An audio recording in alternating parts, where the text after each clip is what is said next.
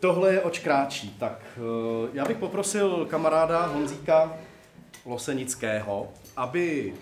On to totiž chudák musel celý přečíst. Tak já jsem mu říkal, Honzo, nemusíš, jo? Nemusíš, opravdu nasledeš mě.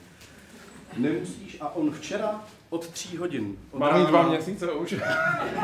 Jí skutečně přečetl. Tak teď vám něco hezkého řekne a vy mezi tím, prosím vás, bohaté pohoštění už zraje, nicméně to víno už je uzrálý, tomu už se nic lepšího nestane, než se mu stane.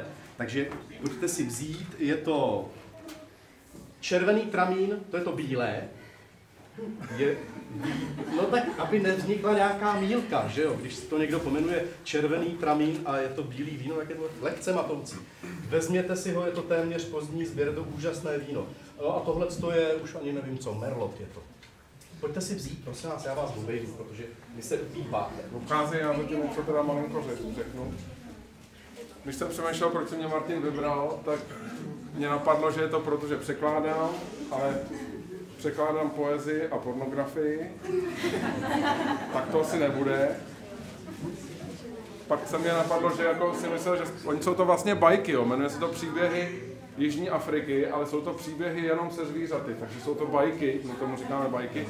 Tak možná proto, že jako rozumím zvířatům, ale africkým moc ne, nerozeznám šakala od kojota a to ani nevím, jestli kojot bydlí v Africe. Asi ne. To by Martin možná věděl. A co? Kojot, kde bydlí kojot? Kojot, to je americké. Že jo? Tak přesně, nepoznám bizona od zubra a z nich podle mě nežije v Africe ani jeden. A ono je to o těchhle z těch zvířátkách. Šakal, hyena, lev. Na titulní stránce je pták, jak se drží ptáka za péro. Což je krásný příběh. Ten už je blízko i tomu mýmu překladatelství, který se jmenuje Tink je. A to mi připomnělo, to tady vlastně chci říct jako poselství ty knížky. Tink je nějaký asi název toho ptáka, že jo? Tak se jmenuje, nebo je to ten druh?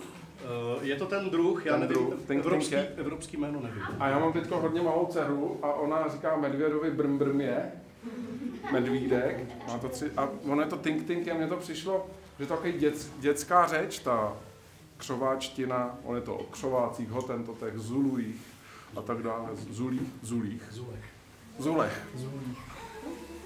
O zulech, kmen Zulu, no. A tam je asi těžký, vůbec s tím jazykem si Martin musel dost pohrát, protože dost často jako z toho občas i dialektu se asi hodně těžko překládalo, teď vědět, co přeložit, co ne. Tak Tink je mi připomnělo, že je to vlastně taková vlastně i dětská řeč a že vlastně tohle vám pomůže rozumět řeči dětí, řeči zvířat a kdo rozumí řeči dětí a zvířat, tak může říct, že rozumí i řeči národů celých a tohle je vlastně, to jsou národy, kmeny Jižní Afriky a zjistíte, že mají hodně co společného s námi.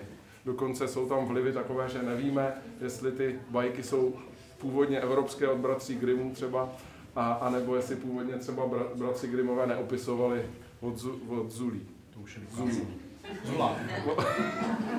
Od Zulech. Takže jsou tam krásné příběhy, doporučuji všem zakoupit si za pouhých 200 korun, vyvolávací cena samozřejmě. A kdo dá víc, může dát víc.